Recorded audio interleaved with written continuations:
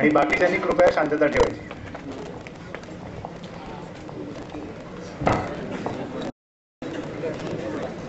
प्रश्न विचारणाऱ्याला माझा मिळेल.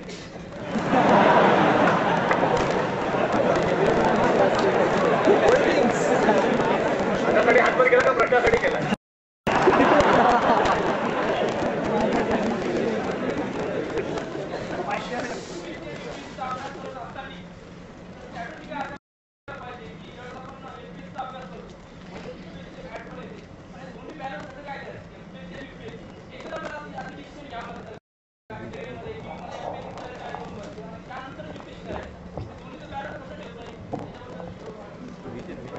बोलतो थोडं चालेल. नवीन सगळ्या पॅटर्न मध्ये ही चांगली संधी येते की अनेक परीक्षांचा अभ्यास एका वेळी करता येईल. म्हणजे आता 22 तारखेला मला वाटतं PSI आहे, 13 ला STI आहे, 20 ला UPSC आहे प्रिलिम्स, त्यानंतर मग 10 जूनला MPSC आहे. MCQ पद्धतीच्या परीक्षा अनेक होत आहेत आणि बहुतेक UPSC मध्ये सुद्धा पुढच्या वर्षी ऑप्शनच जातील. आणि मग पाली लिटरेचर, मराठी लिटरेचर किंवा अशा प्रकारचा हिस्ट्री, जिओग्राफी विषय घेण्याऐवजी जनरल स्टडीजचेच 6 पेपर्स होण्याची शक्यता आहे. तसा अलग कमिशन आणि आता सेकंड रिफॉर्म्स कमिशनचे रिपोर्ट्स आहेत आणि त्याच्यामध्ये पॉलिटिकल सायन्स असणार आहे, पब्लिक ॲडमिनिस्ट्रेशनचे 2 पेपर्स असतील, सोशॉलॉजी असेल, इकॉनॉमिक्स असेल आणि जिओग्राफी, एन्व्हायरमेंटल इकॉलॉजी असा 6वा पेपर असेल. आणि हेच 6 पेपर्सचं सिलेबस बऱ्यापैकी हे MPSCच्या आता जे MCQ सिलेबस आलेलं आहे मुख्य परीक्षेचं, यावर्षी 3 सप्टेंबरला जी परीक्षा होणार आहे त्याच्यात इंग्रजी मराठीचे आपल्याला 2 पेपर आहेत आणि 4 पेपर आहेत, ज्यात पहिला पेपर इतिहास भूगोल, दुसरा पेपर राज्यशास्त्र पॉलिटी, इंडियन पॉलिटी, तिसरा पेपर हा ह्युमन राईट्स आणि ह्युमन रिसोर्स डेव्हलपमेंट अशा प्रकारचा आहे आणि चौथ्यामध्ये economics development, science and development आणि ॲग्रिकल्चर अशा प्रकारचे ते 4 पेपर्स आहेत.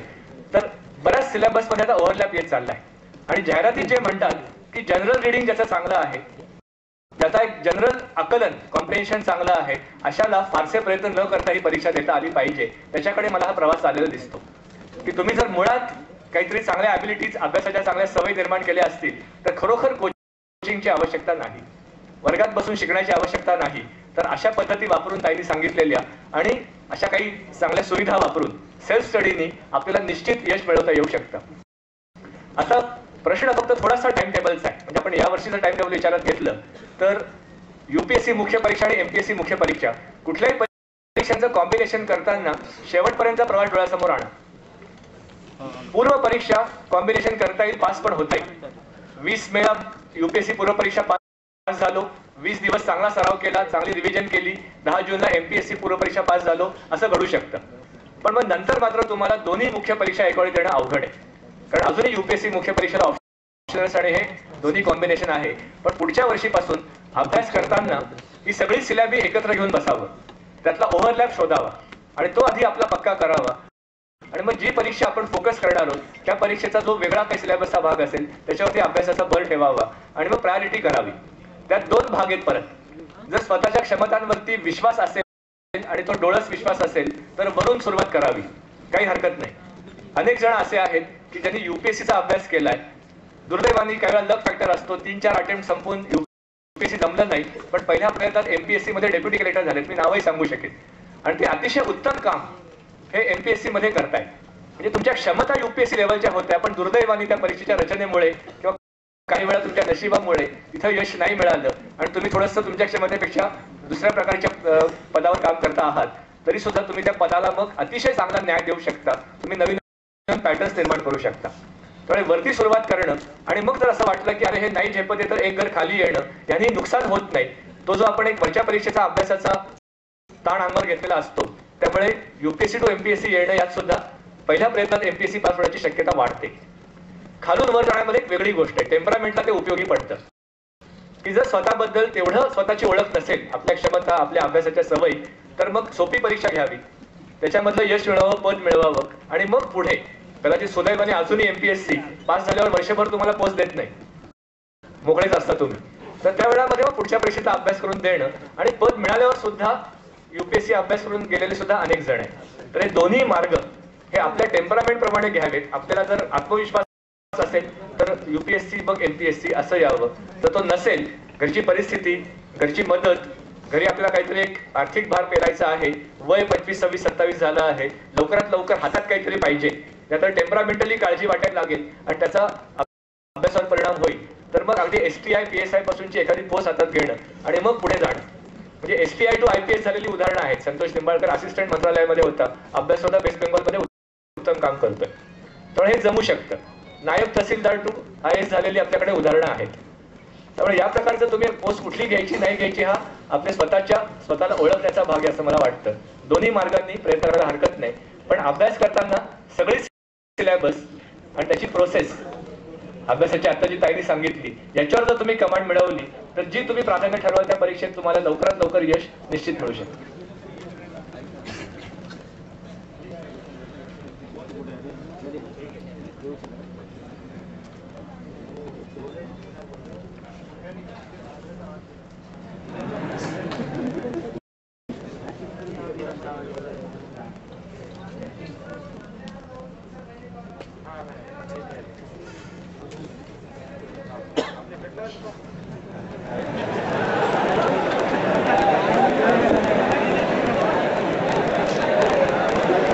फक्त शब्द बदलले तर पुण्यामध्ये हा प्रश्न येतो की दिल्लीत मुलं गेली आणि पोस्ट मिळाली, तर असं दिल्लीला काय शोधा लागलंय की तिथं गेल्याशिवाय पोस्ट मिळत नाही, पुण्यात राहून मिळवता येत नाही का, अशा प्रकारचा बरेचदा प्रश्न असतो. कसं असं थोडंसं म्हणजे मी इव्हन IIT मध्ये बघितलंय की नांदेडमध्ये आपण ज्या जिद्दीने करतो त्यापेक्षा जेव्हा पुण्यात येतो तेव्हा आपण आर्थिकदृष्ट्या आपल्या परिवारामध्ये आपल्या घरच्यांमध्ये एक वेगळं काहीतरी बोलून की हा आता पुण्याला चाललाय, त्यासाठी घरच्यांनी एवढा आर्थिक भार पेललाय. लोक विचारत असतात पुण्यात जाऊन आलास आता काय फरक पडला, आणि आपण काही वेळा स्वतःला वेगळ्या पद्धतीने त्या ठिकाणी जिद्दीने पणाला लावतो. जर हा डिसिप्लिन नांदेडमध्ये पाळता आला तर पुण्याला काही सोनं नाही. पुण्यामध्ये फार ग्रेट शिक्षक आहेत वगैरे असं नाही, नांदेडमध्ये सुद्धा जमू शकतं. आणि खरं तर ज्ञानप्रबोधिनी ताई नेहमी सांगतात की हे स्पर्धा परीक्षा केंद्र आहे, हे कोचिंग नाही, कारण या परीक्षेला कोचिंग होऊ शकत नाही. जितकं व्हास्ट सिलेबस आहे ते कॉलेजमध्ये शिकवायचं, त्यामध्ये शिकवायचं म्हटलं तर 10 वर्ष शिकवायला लागतील.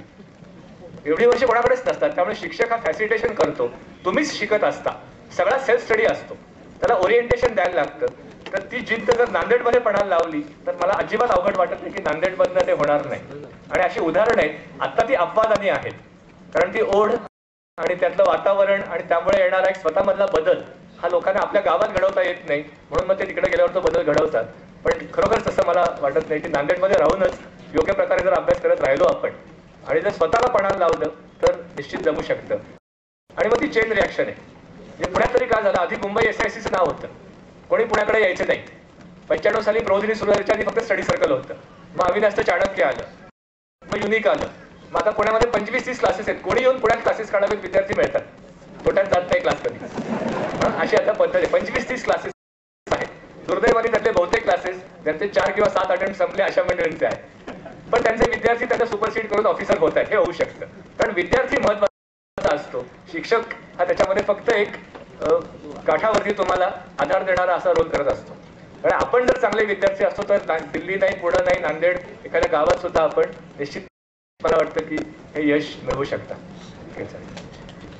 शैलेशकडे काही प्रश्न आहेत, शैलेश प्रश्न वाचतील आणि उत्तर पण देतील. पहिल्यांदा मी मगाशी यांनी जो प्रश्न विचारला त्याच प्रश्नाला सरांच्याला अजून पुढे उत्तर देईन की हा प्रश्न 4 वर्षांपूर्वी ज्यास मी अभ्यास सुरू केला त्यात असा ट्रेंड होता की पुण्यात अभ्यास करून सिलेक्ट होत नाही, त्यासाठी दिल्ली जावं लागतं. तर त्यावेळेस मी स्वतःच्या मनात ठरवलं की मी काही झालं तर तिन्ही स्टेजची जो अभ्यास आहे तो मी फक्त पुण्यात बसून करून करेन. आणि आय टूक इट चॅलेंज. तर हे चॅलेंज जो तुमच्या क्लास घेईल की नांदेडमध्ये बसून मी अभ्यास करेल आणि पोस्ट काढून दाखवेल, जोपर्यंत तुमच्यापैकी कोणीतरी एक मुलगा किंवा मुलगी ती पोस्ट काढून दाखवणार नाही तोपर्यंत विश्वास येणार नाही. तर just take it as a challenge की इथे थांबून पण तुम्हाला पोस्ट नक्कीच काढते.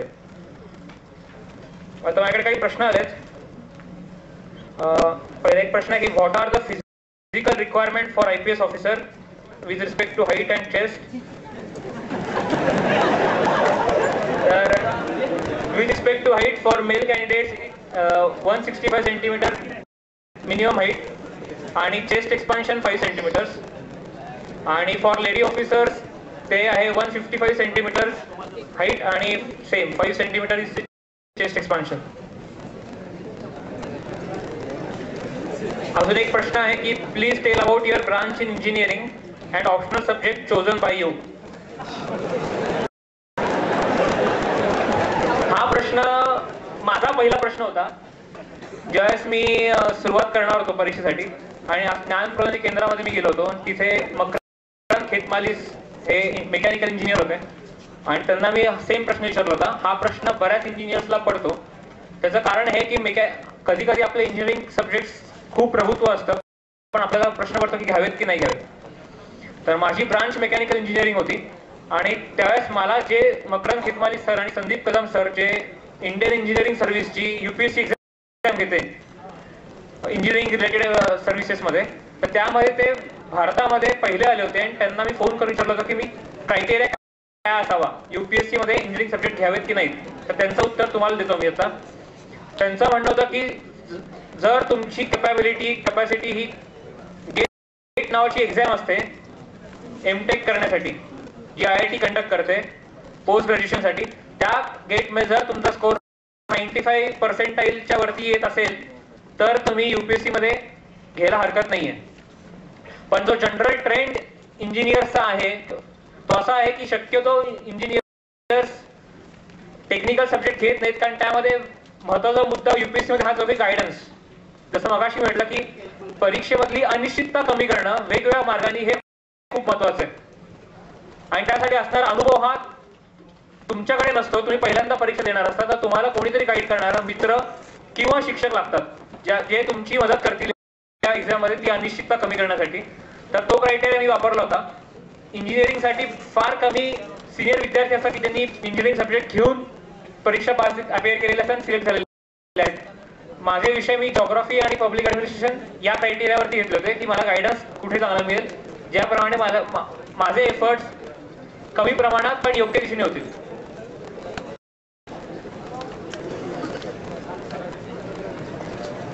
पुढचा प्रश्न आहे सर, कालच्या PSIच्या एक्झाम मध्ये माझं सिलेक्शन झालं आहे पण मला 10 जूनची राज्यसेवा द्यायची आहे. ही पोस्ट सोडून राज्यसेवा दिली तर हा धोका कितपत फायदेशीर ठरेल? प्लीज मार्गदर्शन करा. UPSC मध्ये धोका आहे आणि MPSC मध्ये पण धोका आहे पण तो धोका घेणं वर्थ आहे. मी त्याला नेहमी म्हणतो की it is worth taking risk.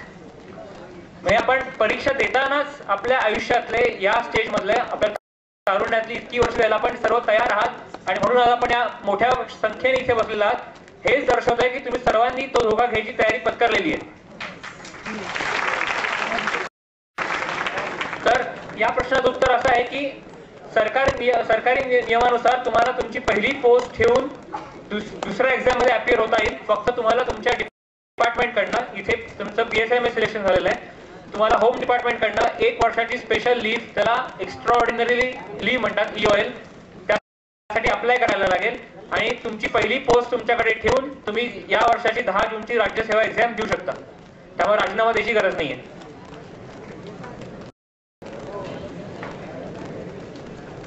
पुढचा प्रश्न आहे sir, I am confused in the Indian polity and history medieval आणि जो आपला पहिला पार्ट आहे आणि आर्टिकल्स ऑफ कॉन्स्टिट्यूशन, तर बऱ्यापैकी गायडन्स हवे. तर एक लक्षात घेणं इथे खूप गरजेचं आहे UPSC किंवा कुठल्याही स्पर्धा परीक्षामध्ये की आपली ॲबिलिटी काय. जे सर मगाशी म्हणाले की नोईंग युअर सेल्फ. प्रत्येक जण हा स्टॅटिस्टिक्स मध्ये किंवा CSAT मध्ये किंवा मेंटल ॲबिलिटी मध्ये स्ट्रॉंग असू शकत नाही. कुठला एखादा विद्यार्थी हा पॉलिटी मध्ये स्ट्रॉंग असेल, कोणी हिस्ट्री मध्ये स्ट्रॉंग असेल, कोणी जॉग्राफी मध्ये स्ट्रॉंग असेल. तर आपले प्लस पॉइंट्स कुठे आहेत हे ओळखणं खूप गरजेचं आहे. या प्रश्नाचं उत्तर मी स्वतःच्या एक्सपिरियन्सवरून देतो की माझी पद्धत काय होती. मी जनरल स्टडीजचा अभ्यास करताना UPSC प्रिलिमसाठी ही मेथड अवलंबली होती की सगळा सिलेबस कव्हर करणं पहिल्या अटेम्प्ट मध्ये खूप अवघड जातं. मग असे काही एरियाज आपल्याला मार्क करता आले पाहिजे की जिथे आपण मॅक्सिमम अभ्यास करून पुढच्या काही विषय मध्ये आपण कमी अभ्यास केलाही चालू शकतो. बहुतेक हा विद्यार्थी आणि मी एका कॅटेगरी मधला आहे की मी एन्शियंट हिस्ट्री आणि मिडिवल हिस्ट्री फार अभ्यास केलेला नव्हता. त्याचं कारण हे होतं की मला बऱ्यापैकी ते कंटाळा लक्षात राहायचं नाही. पण याला ऑप्शन नाही आहे. You just can't take risk. मग तुम्हाला रिस्क जर घ्यायची असेल तर ती कॅल्क्युलेटेड रिस्क हवी प्रत्येक स्पर्धा परीक्षामध्ये. जनरल स्टडीज मध्ये जर पॉलिटी आहे, इकॉनॉमी आहे, हिस्ट्री आहे, जॉग्राफी आहे, मॉडर्न इंडिया आहे, ancient history, medieval history, statistics आहे. तर तुम्हाला प्रत्येक या पार्ट मध्ये सब पार्ट मध्ये किती प्रश्न पडतात आणि त्याप्रमाणे आपण कुठला पार्ट सोडून कुठल्या पार्टवर जास्त प्रयत्न घेऊन अभ्यास करू शकतो हे ठरवायला पाहिजे. जसं मी एन्शियंट आणि मिडिवल हिस्ट्री हे पुस्तकात न करता त्याचे फक्त पूर्वी येऊन गेलेले प्रश्न क्वेश्चन बँक फक्त तयार केली होती. पण modern India, Indian polity, Indian geography हे इतकं चांगलं तयार केलं की कॉन्फिडन्स लेवल तुमची अशी असली पाहिजे की जेव्हा तुम्ही एक विषय कमी अभ्यास करायचा जेव्हा तुम्ही ठरवता तेव्हा बाकीच्या विषयांमध्ये जर 10 प्रश्न पडले तर तुम्हाला कमीत कमी 8 ते 9 प्रश्न त्यातले आले पाहिजे. तर ही रिस्क घेणं योग्य आहे की तुम्ही एक विषय कमी अभ्यास करून पुढच्या दुसऱ्या विषयामध्ये तुम्ही जास्त एनर्जी लावली पाहिजे. आणि आर्टिकल ऑफ कॉन्स्टिट्यूशन त्यांनी विचारलंय की त्यासाठी पद्धत एकच आहे, जे मगाशी सरांनी सांगितलं ते की फक्त वाचन. Don't try to memorise it. जर तुम्ही पाठांतर करायचा प्रयत्न केला तर गोंधळ होतो आणि लक्षात राहत नाही.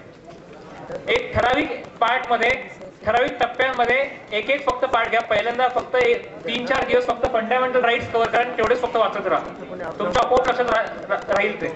जस्ट गो ऑन रिडिंग आणि त्याचं मेमरायझेशन की पाठांतर करण्यात वेळ वाया घालू नका, कारण पाठांतर करून जर आठवलं नाही तर मग टेन्शन येतं. So just to avoid tension फक्त वाचत राहा.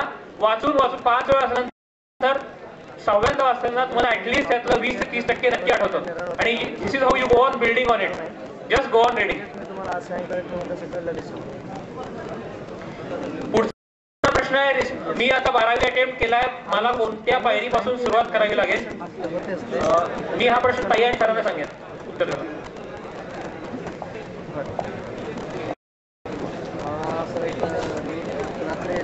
आता सध्या 10वी-12वीची परीक्षा दिल्यानंतर लगेचच या परीक्षेची तयारी करण्यासाठी अनेक विद्यार्थी येत असतात. 2च मुद्दे महत्त्वाचे सांगते. लगेचच आपण ज्या परीक्षेचे विषय असतात त्याची तयारी करण्याची गरज नसते, पण 2 गोष्टी महत्त्वाच्या करा. ते म्हणजे तुम्ही जी ब्रांच निवडली आहे त्याच्यामध्ये जर समजा या परीक्षेसाठी उपयुक्त विषय असतील तर ते आणि UPSCचे विषय याच्यामध्ये काय साम्य आहे तो भाग बघून तो चांगला करा. दुसरं म्हणजे आता ऑप्शनल सब्जेक्ट कदाचित दोन्ही म्हणजे MPSCला तर नाहीच आहेत, पण UPSCला कदाचित 2 वर्षांनी जाणार पण आहेत. त्यामुळे ऑप्शनलवर फोकस न करता जनरल स्टडीजच्या दृष्टिकोनातून विचार करा. आणि तिसरा मुद्दा म्हणजे आता जनरल खूप गोष्टी करा. म्हणजे करंट इव्हेंट्स डेव्हलप करण्याच्या दृष्टीने न्यूजपेपर वाचायची सवय करणं, पिरियॉडिकल्स वाचणं, चांगली व्याख्यानं जी वेगवेगळ्या विषयांवरची किंवा चर्चा परिसंवाद होतात त्याला जाणं आणि त्यामुळे अशा प्रकारचे विषय ऐकणं, त्याचा विचार करणं आणि अनालिसिस करणं याची जी सवय होते ती होण्याचा उपयोग होईल. कॉलेजमध्ये तुम्ही ज्या वेगवेगळ्या ऍक्टिव्हिटीज करता, मग निबंध स्पर्धा असतील, वक्तृत्व असतील, त्याच्यात जरूर भाग घ्या. त्याच्यामधून एक्सप्रेशन पॉवर आपली वाढते, विचार करण्याची क्षमता वाढते आणि ऑफकोर्स करेज वाढते. एक प्रश्न याच अनुषंगाने माझ्याकडे आलेला आहे. एकाने विचारलं की पब्लिक स्पीकिंगला मला खूप अडचणी येते आणि खूप त्रास होतो किंवा भीती वाटते, तर मी काय करावं, त्या भीतीवर मात काय करावी? मी असं म्हणते की छोट्या गटामध्ये सुरुवातीला बोलण्याची संधी घ्यावी. आपल्याला जो गट धीर देईल, सपोर्ट करेल अशा गटात जरूर संधी घ्या. अगदी छोट्या छोट्या संधी असतात. आभार मानण्याचं असेल, ओळख करून देण्याचं असेल, गटाच्या समोर एखादी सूचना देण्यापासून सुरुवात करण्याचं असेल की त्याच्यामुळे मी गटासमोर उभा राहिल्यावर पाय थरथरले तरी मला बोलता येतंय, अशी पहिली स्टेज असेल. आणि मग हळूहळू आपले विचार मांडण्यापर्यंतचा प्रवास होऊ शकतो. पण संधी घेणं आणि घाबरत का होईना पण बोलणं हीच त्याच्यावरती उपाय आहे. जसं मी म्हणते की पाण्यात शिवल्याशिवाय पडल्याशिवाय पोहता येत नाही, तसंच बोलण्याचं सुद्धा आहे असं मला वाटतं. पुढचा प्रश्न घेऊ. एकाने विचारलं की जॉब करतो आणि MPSCची तयारी कशी करावी? जॉब करणाऱ्या विद्यार्थ्यांना मी असं म्हणेन की आपल्याला समजा 2 किंवा 3 तास वेळ असेल तर पहिलं मी जे सांगितलं की पर्स्पेक्टिव्ह बिल्डिंग उत्तम करा, परीक्षा नीट समजून घ्या आणि फोकस्ड अभ्यास म्हणजे नेमका अभ्यास करणं. फाफटफासारा नाहीये, पण प्रश्नपत्रिकांमध्ये काय काय आले ते पाहून नेमकी 6 प्रत्येक विषयाचं एक पुस्तक निवडा आणि ते आधी चांगलं वाचून काढा. गट समजा उपलब्ध असेल तर त्यांच्याकडे तयार होणारं साहित्य तुम्हाला मिळेल असा तुमचा मित्रमैत्रिणींचा गट जमवा. आणि तिसरं म्हणजे तुम्हाला सुट्टी असते त्या दिवशी आठवडाभराचा जो भाग असतो तो भरून काढणं आणि टेस्ट देऊन स्वतःला चेक करत राहणं, हे केल्याचा उपयोग होईल. छोटीशी भर घालतो. 12वी नंतर किंवा सेकंड इयर असे काही प्रश्न होते किंवा कमी वेळामध्ये जॉब चालू असताना अभ्यास करायचा तर काय करावं, आणि सीसॅट एक्झाम बद्दल एक प्रश्न होता, हे जरा मी एकत्र करतो कारण वेळही थोडा कमी आहे. सीसॅट मध्ये जे आता प्रश्न येत आहेत त्याच्यात बेसिक न्यूमरसी ही 10वी लेवलची त्यांनी म्हटलेली आहे, म्हणजे मॅथमॅटिक्स नाही, त्याला घाबरू नका.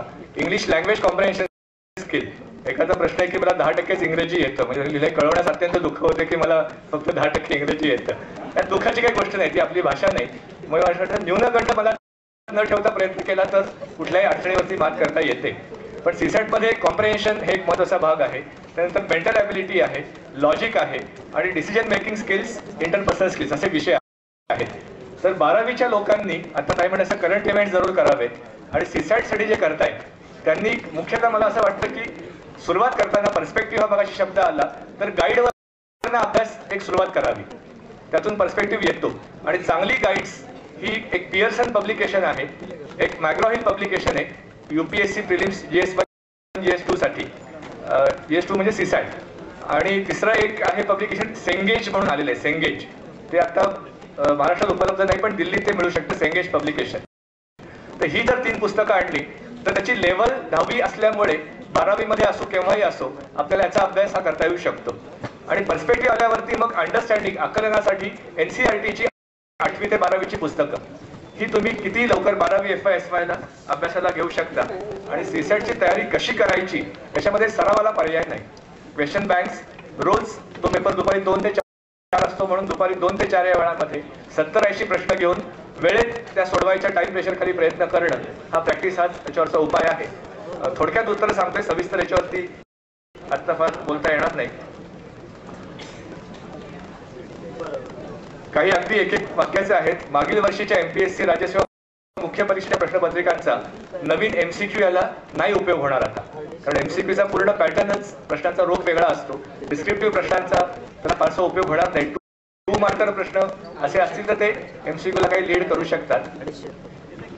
निगेटिव्ह मार्किंग बद्दल एक टेक्निकल प्रश्न होता की सोडलेले प्रश्न निगेटिव्ह जातात का नाही धरले जातात, जे ब्लँक असतील ते चूक नाही धरले जात, त्याचं निगेटिव्ह मार्किंग होत नाही. आणि सलग 3 चुकले तरच निगेटिव्ह असंही नाही, एकूण तुमचे जेवढे चुकलेले असतील त्याला भागिले 3 असं निगेटिव्ह मार्किंग केलं जातं.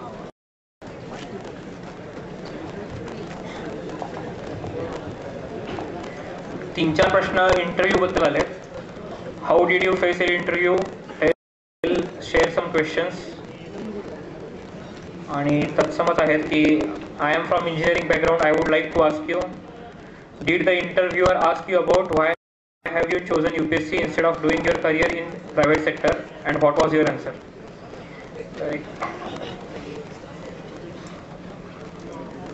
इंटरव्ह्यू बद्दल माहितीचं नाही, एकच महत्त्वपूर्ण गोष्ट आहे की इंटरव्ह्यू मध्ये 20-25 मिनिटाचा इंटरव्ह्यू असतो. 5 सिनियर लोक ऑफिसर बसलेले असतात, त्यातले बरेच जण हे सगळे रिटायर्ड ऑफिसर असतात.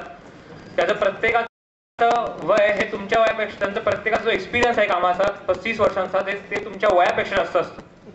तेव्हा त्याचं कलेक्टिव्ह पण बघितलं 35 गुणिले 5 म्हणजे 175 आणि तुमचं वय असतं 25 ते 30च्या मध्ये, म्हणजे ते कुठेच मॅच होऊ शकत नाही. याचा सांगण्याचा उद्देश आहे की तुम्ही त्यांना फसवू शकत नाही.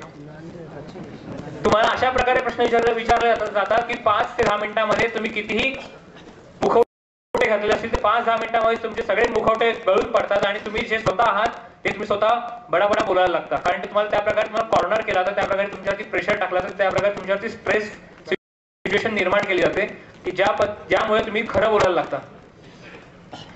मला विचारलेले काही प्रश्न, त्याचा एक प्रश्न आला की इंजिनिअरिंग बॅकग्राऊंडवरती प्रश्न विचारला का, तर हो मला विचारला होता की मला त्यांनी ऍक्च्युली पहिल्याच प्रश्नामध्ये त्यांनी कॉर्नर करायचा प्रश्न विचार केला होता.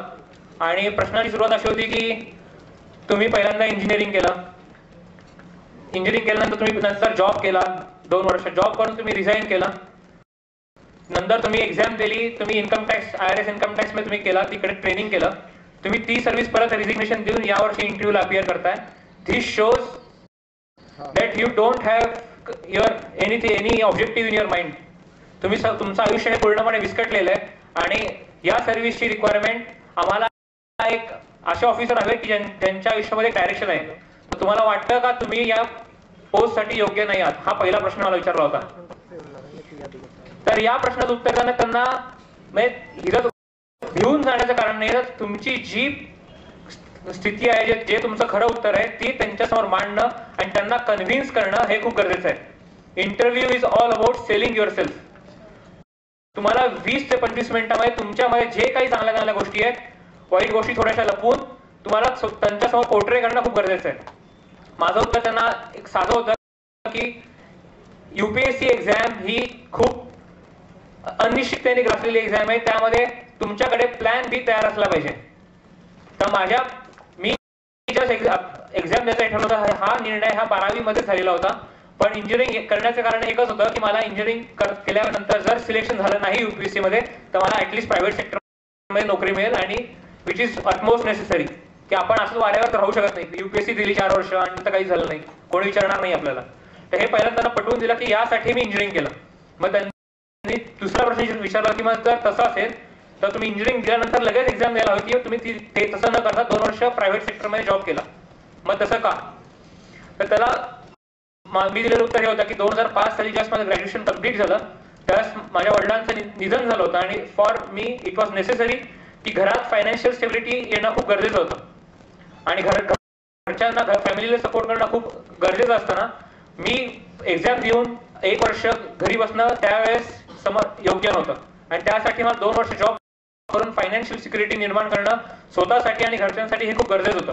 So this point was appreciated by the board की at this point of time जेव्हा मी 2005 साली पासआउट झालो, इंजिनिअरिंग कम्प्लीट झालं, त्यास माझं वय 21 वर्ष होतं.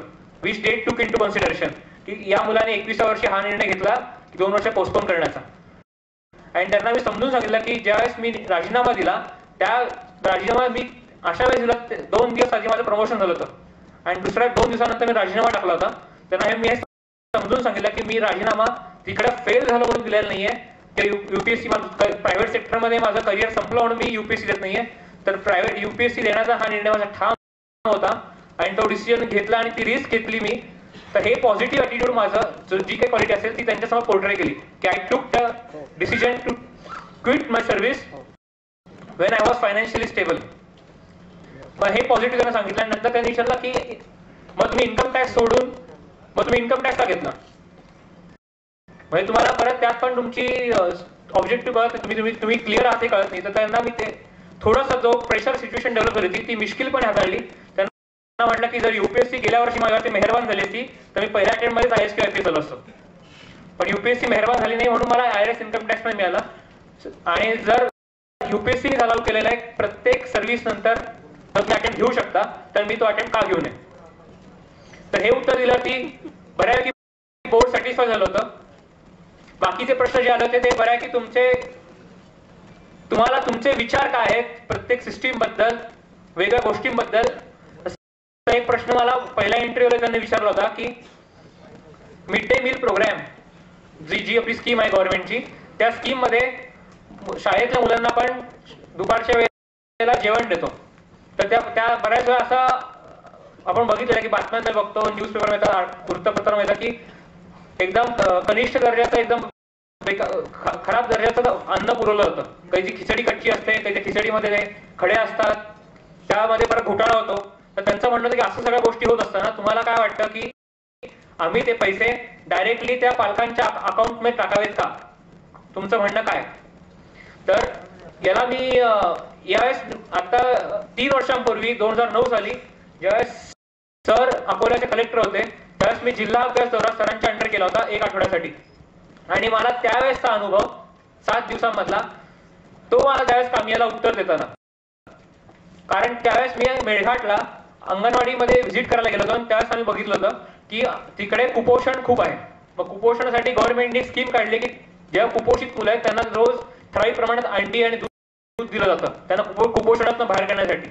आणि ज्यावेळेस आम्ही जिल्हा अभ्यास दौरा करताना बघितलं होतं तर तिथल्या अंगणवाडीच्या सेविका आम्हाला एक म्हटल्या की सरकारने कुपोषणासाठी ह्या सगळ्या गोष्टी दिलेल्या आहेत, पण तरी आम्ही त्यांना प्रश्न विचारला की मग तरी कुपोषण कमी का होत नाहीये, तो मुलगा त्या मुलगी कुपोषणातून बाहेर का येत नाही.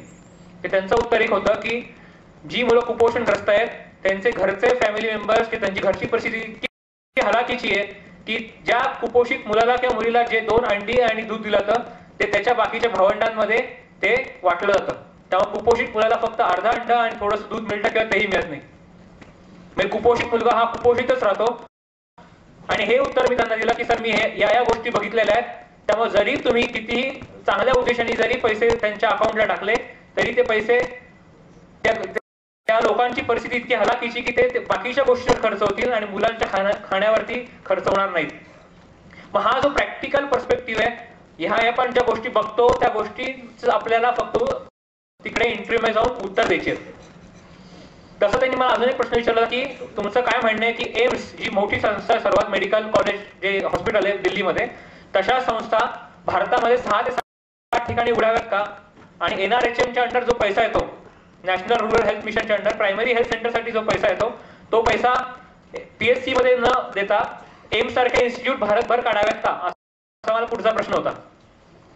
तर त्याचं उत्तर मी त्यांना या प्रकारे दिलं की सर, अशा संस्था PSC प्रायमरी हेल्थ सेंटर मधला पैसा काढून एम्स सारख्या संस्था निर्माण करण्यात फायदा नाहीये, कारण आपला देश इतका मोठा आहे.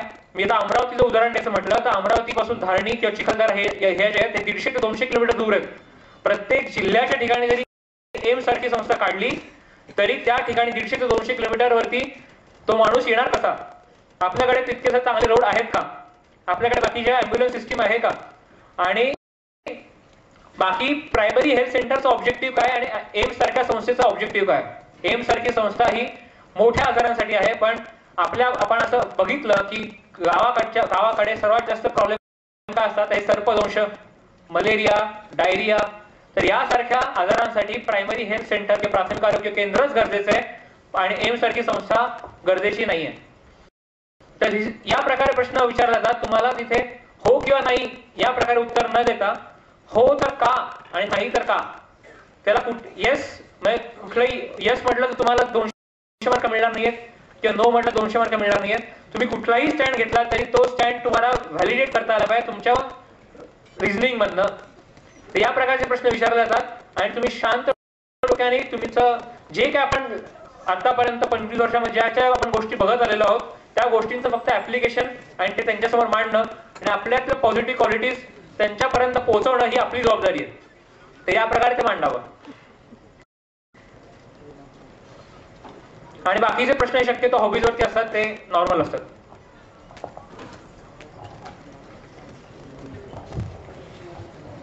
थोडंसं थोडक्यात काय काय याचं देते. ऑर्गॅनिक केमिस्ट्री MSc असणाऱ्यांनी विचारलंय केमिस्ट्री घ्यावं का? खरं म्हणजे प्युअर सायन्स मधले विषय घेऊन MPSC किंवा UPSC देताना खूप अडचण आलेली पाहिले. तुम्ही जे कॉलेजमध्ये शिकता तो कंटेंट आणि प्रत्यक्ष UPSC किंवा MPSC साठी त्या विषयाचं जे ओरिएंटेशन लागते किंवा प्रश्न असतात त्यात खूप फरक असतो. त्यामुळे आम्ही नॉर्मली सांगताना असं म्हणतो की ते घेऊन नाहीये, पण प्रत्येकाने पुन्हा आपापल्या क्षमता आणि याच्यानुसार ठरवावं असं मी म्हणेन. आणि आता खरं म्हणजे MPSC ला ऑप्शनल राहिलेलाच नाही आणि UPSC ला आपण एखाद्या वर्षात जाणार आहे. त्यामुळे हा विचार आता करूच नका. जनरल स्टडीच्या दृष्टीनेच जास्त विचार करावा असं वाटतंय.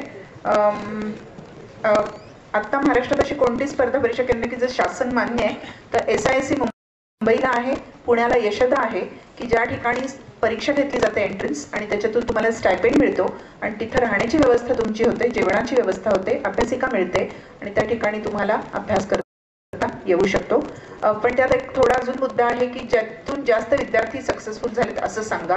मी पुन्हा तुम्हाला असं म्हणणार आहे की या सगळ्या सिस्टीम्सचा आपण चांगल्या प्रकारे उपयोग करून घेऊन जर सेल्फ स्टडी स्किल्स चांगली वापरली तर तुम्ही कुठेही यशस्वी व्हाल.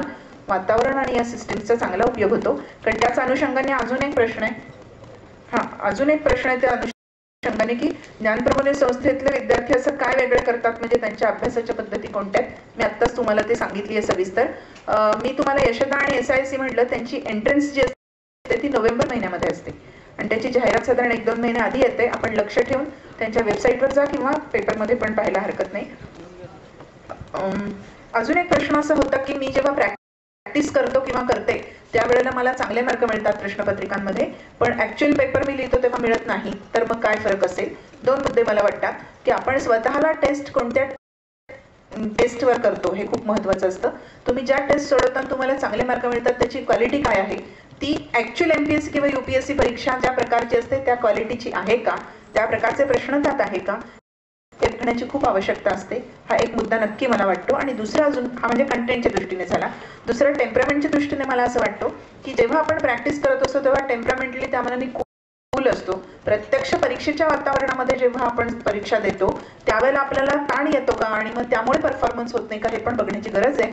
म्हणून त्या प्रकारच्या वातावरणामध्ये सराव करणं, असं मी मगाशी जो शेवटचा मुद्दा सांगितला तो खूप महत्त्वाचा ठरतो. आणि त्या प्रकारचं स्ट्रेस मॅनेजमेंट, हे सर जे बोलले की येणारा ताण मॅनेज करता येणं, याचा सराव केला तर नक्की त्याचा उपयोग होतो असं मला वाटतं. कारण त्याच प्रकारचा एक STIच्या बद्दलचा प्रश्न आहे की अभ्यास केला पण पेपर नाही लिहिता आला, तर तो ताण आला तर त्याचं मी काय करू असं आहे.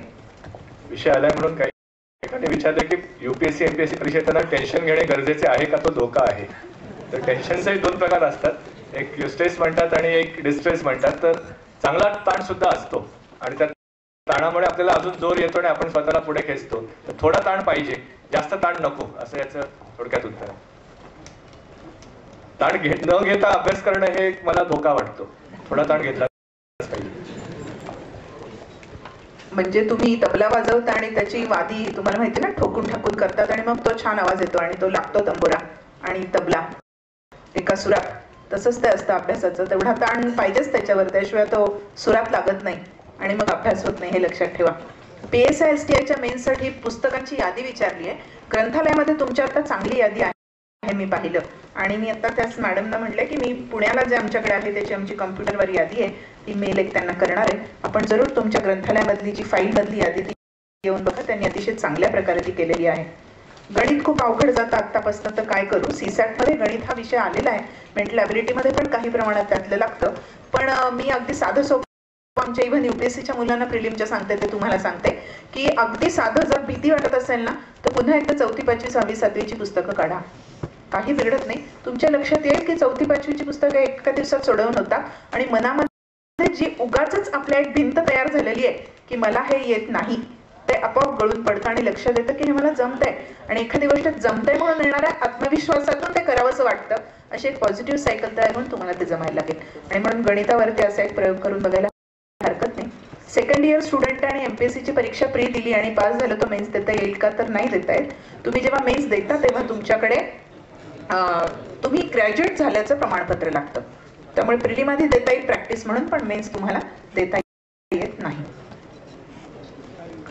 चालू घडामोडीसाठी संपूर्ण वर्तमानपत्र वाचता येत नाही किंवा वाचायला मिळत नाही, तर पुस्तक कोणतं वापरावं. एक साधं मी नाव सांगते पण मी पुन्हा त्यातला धोका सांगते. म्हणजे विशाल पब्लिकेशनचं एक उत्तम पुस्तक करंट इव्हेंट्सवर आहे, ते वापरायला हरकत नाही. मराठीमध्ये केसागरचं चालू घडामोडी पुस्तक आहे. पण नेहमी लक्षात ठेवा की त्याच्यातून मी मगाशी नवनीतचं जे सांगितलं तसं की त्यातनं बिट्स मिळतील पण त्या बिट्स मागचा विचार मिळत नाही आणि त्यामुळे लिंक नसेल तर लक्षात ठेवणं अवघड जातं. त्यामुळे नुसतं पाठांतरावरती ते लक्षात राहत नाही. वेळ काढून जरूर वर्तमानपत्र थोडा वेळ तरी वाचा, आठवड्यातनं एक दिवस काही गोळा करून वाचा, पण दोन्ही करा म्हणजे. पण पुस्तकं मी तुम्हाला सांगितली.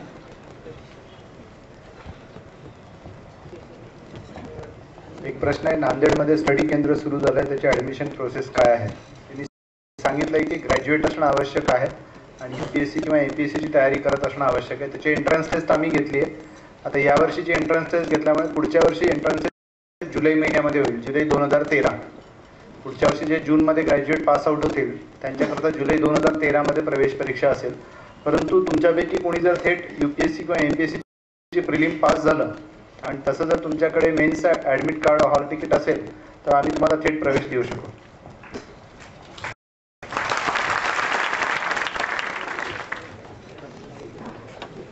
एक प्रश्न आहे, पब्लिक ॲडमिनिस्ट्रेशन विषयाबद्दल माहिती सांगा. पब्लिक ॲडमिनिस्ट्रेशन तर पब्लिक ॲडमिनिस्ट्रेशन विषयाबद्दल सांगताना फार कुठल्याही ऑप्शनल सब्जेक्टबद्दल करताना जसं मगाशी ताईंनी सांगितलं की नोईंग आवाका त्या विषयाचा काय आहे ते लक्षात येणं खूप गरजेचं आहे. आणि त्यानंतर मग किती सिलेबससाठी कुठली पुस्तकं वापरली पाहिजेत हे लक्षात येणं खूप गरजेचं आहे. सर्वात महत्त्वाचं म्हणजे जुने प्रश्नपत्रिका आणि सिलेबस याची हे खूप वेळा वाचणं खूप गरजेचं आहे. त्याच्यात तुम्हाला आवाका समजेल की आपण काय काय रेफर केलं पाहिजे. पब्लिक ॲडमिनिस्ट्रेशन विषयासाठी सर्वात 2-3 महत्त्वाचे पुस्तकं जे आहेत ते म्हणजे एक लक्ष्मीकांत आणि फादिया अँड फादिया इंडियन ॲडमिनिस्ट्रेशनसाठी. आणि पब्लिक ॲडमिनिस्ट्रेशन हा असा विषय की त्यातल्या बऱ्याचशा गोष्टींची उत्तरं ही आपल्या रोजच्या वर्तमानपत्रातून आलेली असतात. जसं centre state relations, governor chief minister relation, prime minister आणि प्रेसिडेंटचं रिलेशन. तर हे ज्या रोजच्या वर्तमानपत्रात येणाऱ्या बातम्या आहेत ते आपल्याला आपल्या उत्तरामध्ये कोट करायला लागतात, तर ते वर्तमानपत्रातून पण त्याची बरीचशी तयारी होते. अगदी ऑब्जेक्टिव्ह प्रश्न. यूपीएससी प्रिलिमचा कट ऑफ गेल्या वर्षीचा अंदाज 220 आहे. यूपीएससी एमपीएससी वर डिक्लेअर करत नाही. 400 पैकी 220 असा गेल्या वर्षीचा कट ऑफचा अंदाज आहे जनरल कॅटेगरीसाठी. हा मला महत्त्वाचा प्रश्न वाटतो की सर, मी केलेल्या अभ्यासाचे काही दिवसांनी प्रश्नाचं उत्तर हे आहे का ते आहे शंका पडते. अभ्यास केल्यावर ते माहीत असतं. आणि पुढचा प्रश्न आहे की 12 तासाच्या पुढे अभ्यास केल्यावरती मी फक्त वाचतो पण काही लक्षात राहिल्यासारखं वाटत नाही, डोकं जड होतं. तर हे ऑब्व्हियस आहे, 12 तासाच्या पुढे अभ्यास करू नका.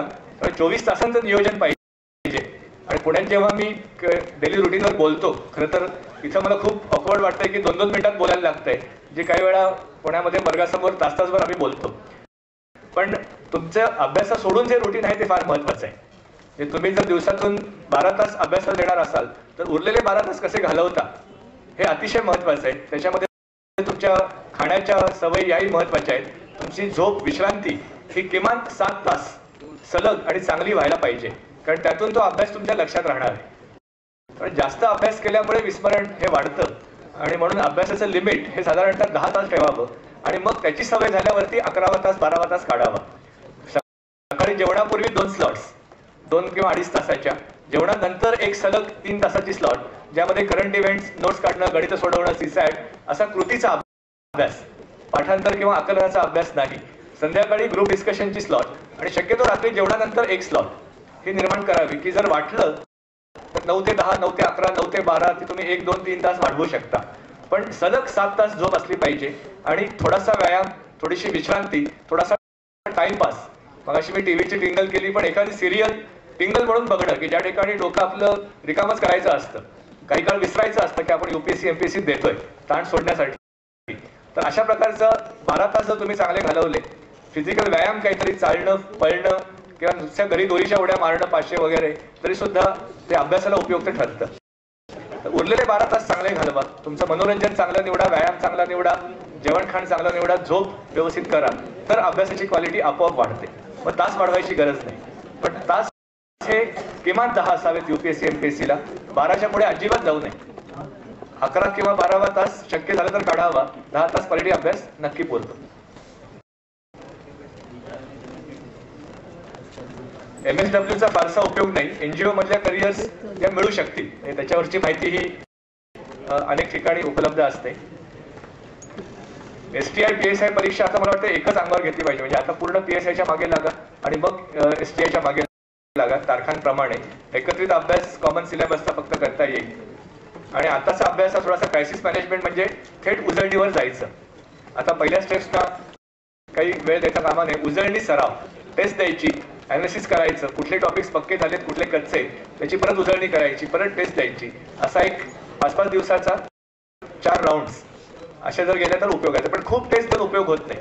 आपल्याला ती 50 प्रश्नपत्रिकांची सवय असते, रोज एक टेस्ट, त्याचा उपयोग होत नाही. टेस्ट दिल्यावरती त्याचं नीट अनालिसिस करायचं, त्यातनं आपल्या स्ट्रेंग्स, विकनेसेस बघायच्या आणि विकनेसेसवर किमान 4 ते 5 दिवसांची एक चांगली रिव्हिजन झाल्यावर मग पुढची टेस्ट द्यायची. म्हणजे मग परफॉर्मन्स बदलतो. नुसतं टेस्ट देत सुटण्याचा काही उपयोग होत नाही.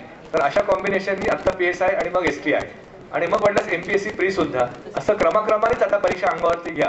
एकत्रित परीक्षा अंगावर घेण्याचं काही कारण नाहीये, कारण PSI ला खूप कमी दिवस होते. किती लोक तुमच्यातले आता PSI STI देणार आहेत जरा हातवर करताना? मोठा गट आहे मला वाटतं, त्यामुळे याला हात घालणं उपयुक्त आहे. आणि MPSC प्री पण देणार आहेत का 10 जूनची? तर मग असं लिनियर प्लॅनिंग करा. पहिली परीक्षा आता पूर्ण अंगावर घ्या, मग दुसरी घ्या आणि मग तिसरी घ्या. त्याचा उपयोग होऊ शकेल. आणि तिन्ही ठिकाणी उजळणी आणि सराव याच्या प्रत्येकी 4-4 सायकल्स, प्रत्येक सायकल 5 दिवसांची, अशा पद्धतीने उपयोग होऊ शकेल.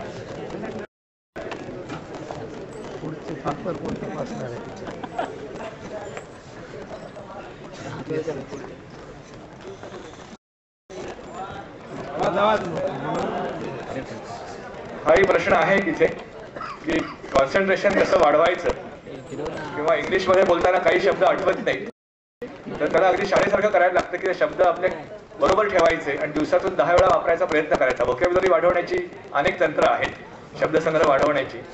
कॉन्सन्ट्रेशन आणि टेम्परामेंट यासाठी सगळ्यात एकच गोष्ट सांगायची म्हटली तर तुम्हाला त्या विषयामध्ये रस वाटला पाहिजे. परीक्षेच्या अभ्यासक्रमात तो विषय घातलाय म्हणून आपण तो अभ्यास करतोय असा विचार न करता कुठलाही विषय, तो इतिहास असो भूगोल असो, हा काहीतरी नवीन माहिती देतो आणि नवीन माहिती मिळण्यामध्ये एक वेगळ्या प्रकारचा आनंद असतो. अशा प्रकारे जर तुम्ही त्या अभ्यासाकडे बघायला गेलात तर रस निर्माण झाला तर आपोआप कॉन्सन्ट्रेशन होतं. दुसरी गोष्ट पर्पजफुल, हे तंत्र आहे की कुठली गोष्ट वाचताना कशासाठी वाचतोय, आपण पाठ करायला वाचतोय का आकलन वाढवायला वाचतोय का नोट्स काढायला वाचतोय, हे जर लक्षात असेल तर आपोआप कॉन्सन्ट्रेशन वाढतं. एक तांत्रिक आणि एक थोडासा मानसिक असे हे दोन उपाय असू शकतात. टेम्परामेंट बिल्डिंगसाठी आपल्याला कोणतरी सहकारी, म्हणजे कदाचित तो आपला एखादा ज्येष्ठ मित्र, परीक्षा दिलेला 1-2 वर्ष पुढे असणारा, असाही उपयोगी पडू शकतो. किंवा पालक शोभू शकेल असा कोणतरी नातेवाईक किंवा शिक्षक, अशांशी मदत होऊ शकते. की टेम्परामेंटमध्ये शेअरिंग फार महत्वाचं आहे आणि जे आपल्याला वाटतंय ते दाबून न ठेवता आतमध्ये जर तुम्ही ते कुठेतरी बोललात तर ते मोकळं होणं होतं आणि मग त्याला जर एक समजून घेणारा प्रतिसाद मिळाला तर मग टेम्परामेंटवरती नक्की मात करता येते, निगेटिव्ह वरती. एक मित्र परिवारामध्ये सुद्धा मित्र नीट निवडणं हा सुद्धा त्याच्यावरचा एक चांगला उपाय होऊ शकतो.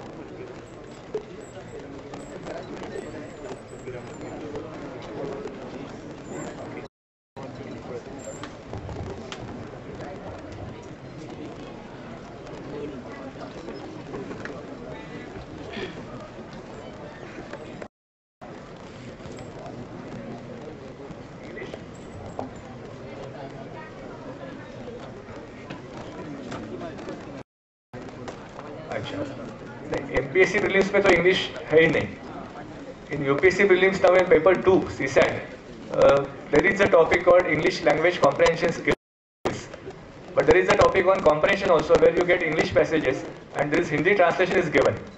But normally students from Maharashtra or other states, they don't go for Hindi translation, they use directly the English passages, which is easier. And for that comprehension, the best way is when you are reading current events. If you are going for a newspaper like say Hindu or Times of India or Indian Express, you normally read editorials and the articles which are on the same page. For reading those articles, you try to read them as unseen passage. Marathi समजतं का तुला? ठीक आहे, मग मी उगीच आपलं तू इंग्लिशमध्ये विचारतो. पण हरकत नाही, म्हणजे सगळ्यांसाठी मी थोडं करतो, हे महत्वाचं आहे. When you are reading current event newspapers, you read unseen passages. They could be from philosophy, they could be from political science, could be from geography, environment, any subject. आणि पहिल्यांदाच तुम्ही ते वाचत असता तर जणू काही ते आपण कॉम्प्रिहेन्शनचा पॅसेज परीक्षेतला करतोय असं समजून त्याच्यावरचे प्रश्न मनात तयार करा की what is the theme of this passage, ऑथरला काय म्हणायचंय, त्याच्यावरचे तुम्ही प्रश्न तयार करायचा प्रयत्न करा की त्या ह्याच्यामध्ये काय प्रकारचा टोन आहे, म्हणजे तो सर्कॅस्टिक आहे का, तो पॉझिटिव्ह आहे का, तो निगेटिव्ह आहे. तर असे प्रश्न मनात ठेवून की जे गेल्या वर्षी CSAT मध्ये विचारले, तुम्ही करंट इव्हेंट्सचा अभ्यास जरी केला तरी you get use to the questions which are asked on English language comprehension skill. There is no other specific method which is required. Vocabulary मी आता म्हटलं की ती वाढवायला प्रश्न शब्द जवळ ठेवायला लागतात आणि ते वापरावे लागतात तर ते लक्षात राहतात. तर न्यूजपेपर असताना परत न कळणारे शब्द हे डिक्शनरीमध्ये जाऊन त्याचे अर्थ समजून घ्यायचे, ते वहीमध्ये लिहून ठेवायचे, दिवसभरात 10 वेळा वापरायचा प्रयत्न करायचा, आपोआप तो शब्द ओळखीचा होऊन जातो. मित्रांना जरा त्रास होतो की आपण उगीच ओढून तडून तो इंग्रजी शब्द चहा पिता वापरतो आणि त्यांचं डोकं फिरतं, पण आपला फायदा होतो, त्यामुळे काय हरकत नाही. पण शब्द वापरल्याने लक्षात राहतात, व्होकॅब्युलरी त्याशिवाय वाढत नाही. भाषा बोलल्याने जमायला लागते, त्यामुळे त्याच्यामध्ये मग अशी भीती वाटते. कोणतरी म्हटलं पब्लिक स्पीकिंगची, तर काही तिडत नाही भीती वाटते तरी बिंदास घाबरायचं असं मी सांगतो. घाबरत येऊन बोलायचं. त्यामुळे घाबरायला सुद्धा घाबरायचं नाही, बिंदास घाबरायचं आणि घाबरत येऊन काहीतरी करायचं, आपोआप ती भीती जायला लागते. तसं इंग्लिशची भीती, गणिताची भीती, या ज्या सगळ्या गोष्टी आहेत या त्यात उतरल्यावरती आपोआप दूर होतात. सुरुवात करायची, थोडी सोपी सुरुवात करायची, मग अवघडाकडे जायचं. इंग्लिश सुधारण्यासाठी लेटेस्ट टू एडिटर हिंदूमध्ये खूप चांगली असतात. म्हणजे एखाद्या चालू टॉपिकवर प्रत्येकजण आपापली मतं व्यक्त करत असतो, तर तो कशा पद्धतीने भाषा वापरतो, कशा पद्धतीने मुद्दे मांडतो. तर तुम्ही हिंदू पेपर वाचत असाल तर लेटेस्ट टू एडिटर जरूर वाचत जा, तुमचा इंग्लिश सुधारण्यासाठी निश्चितपणे मदत होईल.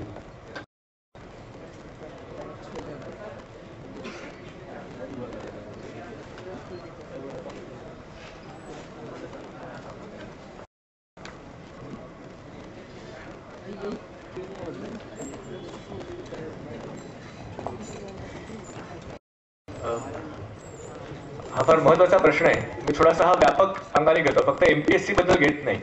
कारण मगाशी मी सरांशी बोलत होतो, ते म्हटलं की UPSC का एमपीएससी तर खूप लोक युपीएससी कारण ती परीक्षा तरी होते, वर्षाचा टाइम टेबल ठरलेलं असतं. एमपीएससीचं काही सांगताच येत नाही. म्हणजे नंदीबैल पण मान हलवत नाही एमपीएससी बद्दल प्रश्न विचारला तर, हो किंवा नाही काहीच म्हणत नाही, कारण काही सांगता येत नाही. असा एक विनोद पुण्याकडे प्रचलित आहे.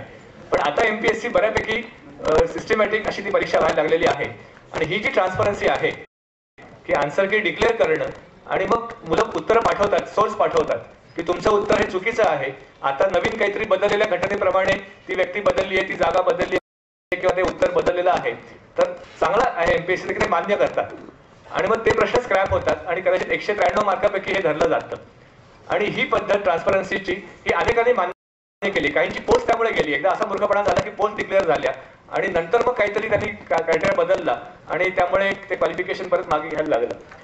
तर लोकांनी तक्रारी केल्या नाहीत. हा थोडासा त्या आयुष्याशी खेळ एमपीएससीचा असं आम्ही म्हणतो की तुमच्या अतिशय उमेदीच्या दिवसांमध्ये हे जे बोर्ड परीक्षा घेतात त्यांनी खूप काळजीपूर्वक परीक्षा घेतल्या पाहिजेत, सेटिंग केलं पाहिजे, उत्तरं काढली पाहिजे, ट्रान्सपरन्सी बाळगली पाहिजे, कट ऑफ डिक्लेअर केले पाहिजे. पण जर ते करत नसतील, माझा दुसरा मुद्दा महत्वाचा आहे, तर ज्या गोष्टी आपल्या कंट्रोलमध्ये नाहीत त्याचा त्रास करून घेणं ही आपली स्वतःची हौस आहे असं समजायला लागतं. ज्याच्यावरती आपण उपाय करू शकत नाही त्याच्यावरती लोक जाऊन एकदा एमपीएससी वरती काचा फोडून आले, काही घडलं नाही. त्या 4-5 लोकांना दंड झाला, काहींना शिक्षा झाली, मुलं परत विसरली. त्यामुळे अशा प्रकारचे मार्ग आपली चीड व्यक्त करायला करायचे का? अशा काही गोष्टी आहेत की ज्याच्यावरती कंट्रोल चालत नाही, ते आपल्या हातात नाही. आपल्या हातात जे आहे त्या पद्धतीने आपण मार्जिन क्रिएट करायचं की 7-8 प्रश्न इकडे झाले तरी मी कट ऑफच्या वर 10 मार्कांनी जाईन एवढा अभ्यास केला असेल तर त्यामुळे माझा कट ऑफ राहतो, शाबूत राहतो. तर आपल्याला बदलणं हे मला वाटतं अशा बाबतीत महत्वाचं आहे. डिस्टर्ब होणं हे खूप सोपं आहे. आमचे एक सर सांगायचे की त्यांचं कोणतरी एक लहान मुलावरती ओरडले की थांब इथं दंगा करायचं का, मला इरिटेट करतोयस. तर तो छोटा मुलगाही म्हटला की मी दंगा करत नाही, मी खेळतोय आणि मी तुम्हाला इरिटेट करत नाहीये, तुम्ही इरिटेट होताय. आणि मग त्यांनी त्याचं सायकोलॉजिकल हे केलं की बरोबर आहे की मी इरिटेट होतोय, त्याचा काही हेतू नाही इरिटेट करण्याचा. एमपीएससी त्यांना झेपत नाहीये पण जेवढं जमतं तेवढं प्रयत्न करताय. त्यामुळे आपण डिस्टर्ब व्हायचं तर नुकसान आपलं होणार आहे, एमपीएससी सुधारेल, आपण डिस्टर्ब झालं ते असं नाही. तर हे थोडं समजून मला वाटतं की आपणच आपलं टेम्परामेंट मॅनेज करणं आणि अभ्यासामध्ये कट ऑफ मध्ये मार्जिन आपलं वाढवणं ह्याच्यावरचा उपाय आहे. त्यांनी सगळ्यांच्या वतीने शेवटचा असं डिक्लेअर केलाय प्रश्न.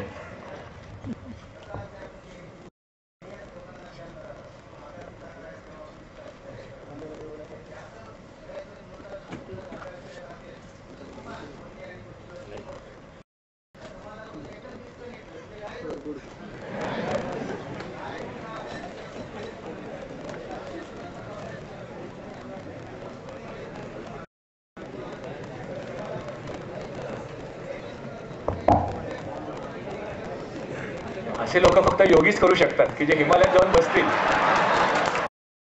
त्यांनी एमपीएससी परीक्षेत अधिकारी होऊ नये, त्यांनी योगी होऊन अजून काहीतरी रामदेव बाबांसारखं करावं किंवा काही करावं. पण एवढी गरज नसते.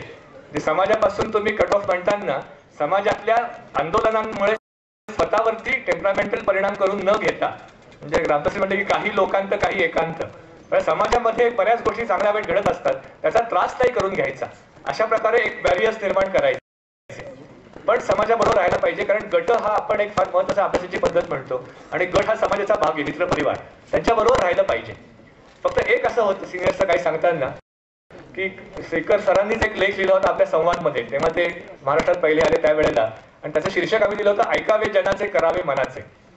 तुम्ही सिनियर्सकडे ऐकल्यावरती सिनियर लोक ही परीक्षा पास झालेले असतात आणि त्यांचा जो मार्ग असतो तो लगेच तुम्हाला फॉर्म्युला म्हणून देतात. मी असं केलं, मी जन्मात हिंदू वाचला नव्हता आणि मी पास झालो, तू पण हिंदू वाचू नको. पण त्याने अजून काहीतरी वाचलेलं असतं किंवा मी फक्त 2च तास याचा अभ्यास करायचो तेवढा पुरतो, कारण त्यांनी काहीतरी वेगळी बॅकग्राऊंड असते. तर कोणाचाही रेडीमेड फॉर्म्युला घ्यायला जाऊ नये याच्यामध्ये. तर तुम्ही 10 लोकांकडनं ऐका. आज शैलेश सर बोलले, प्रेरणा देशप्रतार बोलली, उदय चौधरी बोलला, हे सगळे बोलून गेलेले आहेत. तर त्यातलं आपल्याला लागू पडणार म्हणून नो युअर सेल्फ परत महत्वाचं आहे की यातलं हे मला झेपेल, हे मला करता येईल. यांनी सांगितलं की सिनेमा केव्हा बघायचा प्लॅन करायचा, आत्ताच जायचं की 20 मेला परीक्षा आहे, 17 एप्रिलला एक सिनेमा, 22 एप्रिलला दुसरा सिनेमा, 5 मेला तिसरा सिनेमा, मग एक काय भरत जाधवचा, एक अमिताभचा, एक अजून काहीतरी वगैरे, असं स्ट्रिक हा करू शकतो. तुम्ही सगळे नाही करू शकणार. तर म्हणून प्रत्येकाचं प्लॅनिंगची किंवा याची स्ट्रेंथ असते, त्यातली आपल्याला झेपणारी उचलायची आणि आपण आपल्या पद्धतीचा आपला कपडा तयार करायचा. आयत्या याच्यामध्ये घालता येत नाही. त्यामुळे सिनियर सांगतात तेव्हा ते त्यांचा अनुभव त्यांना लागू पडणार किंवा त्यांचा एखादा वाईट अनुभव तुम्हाला येऊ नये म्हणून सांगतात. तो आपल्याला लागू पडेल असं नाही. तर 10 लोकांचं ऐकावं आणि आपल्या मापाच्या त्यातल्या 10 गोष्टी निवडाव्यात आणि आपण आपला पॅटर्न तयार करणं हे सगळ्यात महत्वाचं आहे. तोच यशस्वी होतो. हा प्रवास अखंड चालूच राहणार आहे. ह्याच्या पुढे पण आपले सत्र होतील. तूर्त आजचे हे सत्र या ठिकाणी ऋणनिर्देशानंतर समाप्त होईल. मी लक्ष्मण धुळेकर यांना या ठिकाणी ऋणनिर्देशासाठी निमंत्रित करते.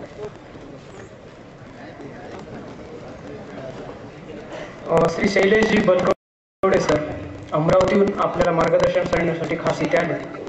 त्याबद्दल जिल्हा प्रशासनाच्या व आपल्या सर्वांच्या वतीनं त्यांनी आपल्याला अमूल्य मार्गदर्शन केल्याबद्दल माननीय जिल्हाधिकारी साहेबांना विनंती करतो. आभारपत्र ऋण व्यक्त करावं.